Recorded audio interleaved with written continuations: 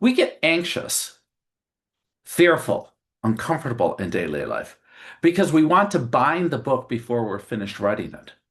Every day of our life, we're writing the book of our life. We're writing the next chapter. We don't realize that we're doing it, but we're writing with every decision, every choice we make, every perspective and perception that we have.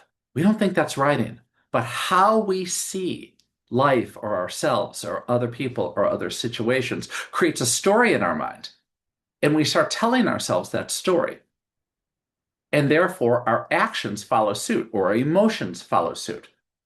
And we're either upset all the time or we're anxious all the time, but our emotions follow suit. And so every day we are writing the book for the next day, the next conversation, the next part of our lives. And we are determining how we will get through it.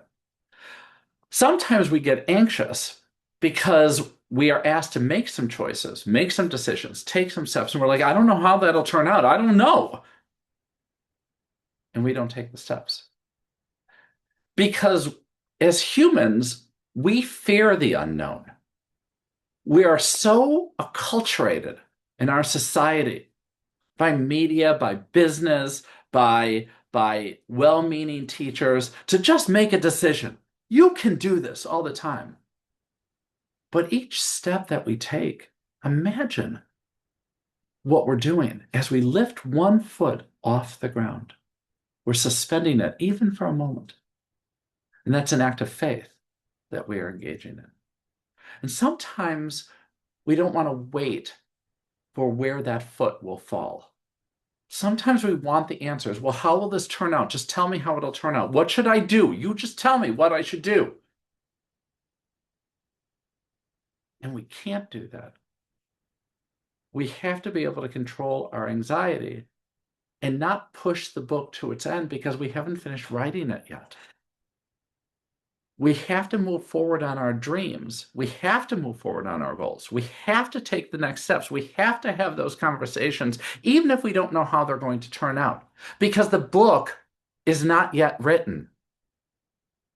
We don't know, but we can guess, my gosh, maybe there is more courage inside of me. Maybe I can change my career. Maybe I can do something, but I need to take the step and not be afraid to write the next chapter or the next page or the next line by having a conversation with someone or making a new decision. Those are the lines in our book.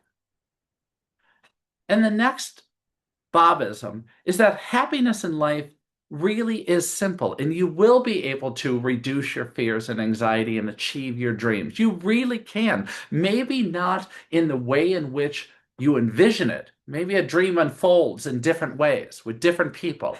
The universe has to meet you. So you have to act towards it with faith, with understanding, with patience. And every time you take a step, you are moving towards that destination, and the universe is moving towards you. When I say the universe, I don't mean just metaphysically all the energy of the universe. I'm talking about as you take a step, you open yourself up to new networks, new people. You open yourself up to new conversations, and the universe starts expanding. And going, oh, and it's taking a step towards you. And happiness, meaning the achievement of whatever you want to achieve, the change in whatever relationship you want to change, the goals that you want to achieve, comes with every yes and every no. So we have to be conscious, not afraid of, but conscious of what are the yeses that we are giving and what are the nos that we are giving. Because no's can be defensive and say, no, I'm not going to do that. No, I'm not going to try that. I don't know what will happen. I know that's not okay with me. But no's can also set boundaries. No, I can't do that right now with these resources or with all these priorities. I need a different balance at work or in life. No, that is not appropriate for me to do, but what is appropriate for me to do is this, this, and this.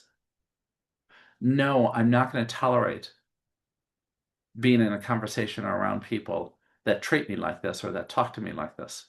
No, that's not okay with me. I'm changing things right now.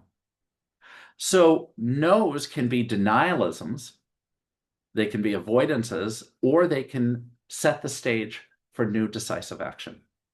And your happiness, sometimes happiness comes in the form of contentment, and you'll be content if they just stop talking the way they're talking to you. And you have to offer a no. But happiness is also all the yeses. And this goes back to the book that's not finished. Sometimes we want a different life, but we're afraid of saying yes to things. But as you say yes, even if you don't know how it's going to turn out, yes, if someone invites you to be part of a committee and you're like, I don't know where that's going, say yes to it because that's the universe inviting you. And you'll learn something from it. You'll gain new relationships and new partnerships and expand your network. You will also contribute in new ways. And so that contribution will be better for you with recognition, rewards, promotions, new jobs, etc. The new networks will help you too. And so as you say yes, even if you don't know what that yes is going to lead to, happiness will occur down the line. So consider what are the things that you are not saying yes to, that you may want to say yes to, even if you don't know what that next chapter is going to look like.